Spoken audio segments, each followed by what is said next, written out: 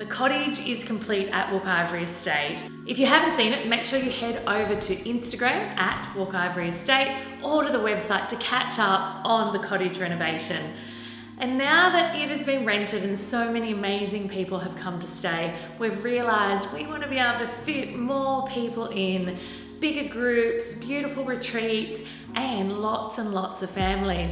And so the garage, which is right next door to the cottage, literally a stone's throw away, it is going to turn into a bunkhouse.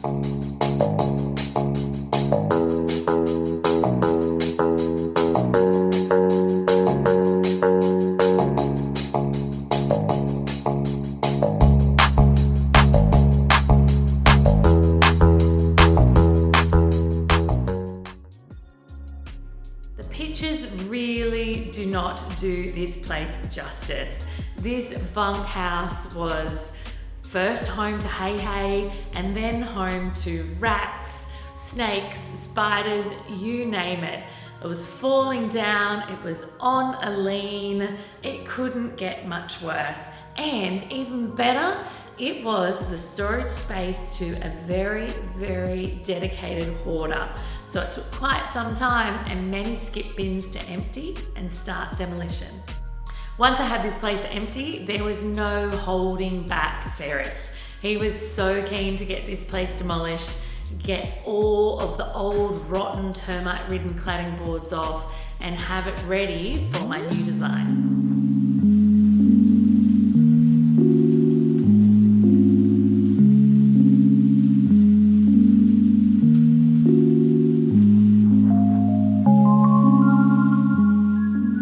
Once we were demolished, we realised how crooked the structure actually was, and no amount of manpower was going to help us straighten that. There were conversations of Findlay, it'd just be better to knock it down, but I got him on board, we got the muscle of the excavator in, and now the bunkhouse stands straight, ready to be reclad and rebuilt. Everything at Walk Ivory Estate is about efficiency, about comfort, about ease, and about a really classic look. So with the sheeting on the bunkhouse, I mean sheeting everywhere. External sheeting, gable ends, eaves, internal walls, internal ceilings, you name it. I've gone with a product from Hume Doors.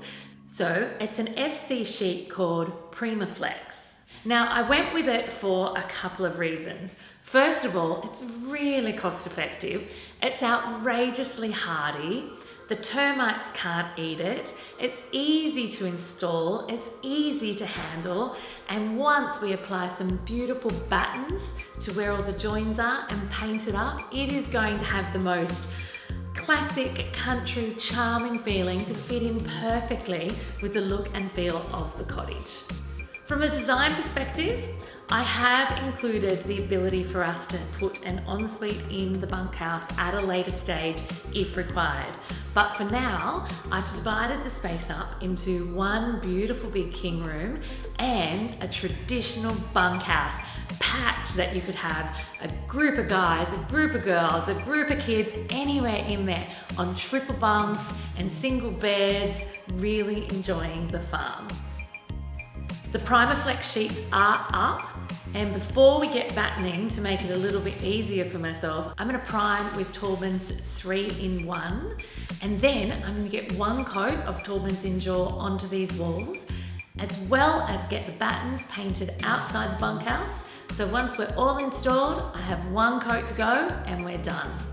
Given the amazing connection that the main cottage of the property has with the surrounding valley and hills and paddocks and the dams, I didn't want the bunkhouse to be a closed and dark space, which to begin with it was. And so using a combination of a beautiful large window from Allspec and cotton glass, as well as 2 double sets of French doors, I've been able to make sure that the bunkhouse feels as connected to the rest of the farm as the cottage does. With the structure done, it was time to furnish, and no space is complete without some beautiful linens. So I recycled some old curtains I had and made some beautiful relaxed Romans, styled the beds, brought in some beautiful cushions, and voila, the bunkhouse is ready.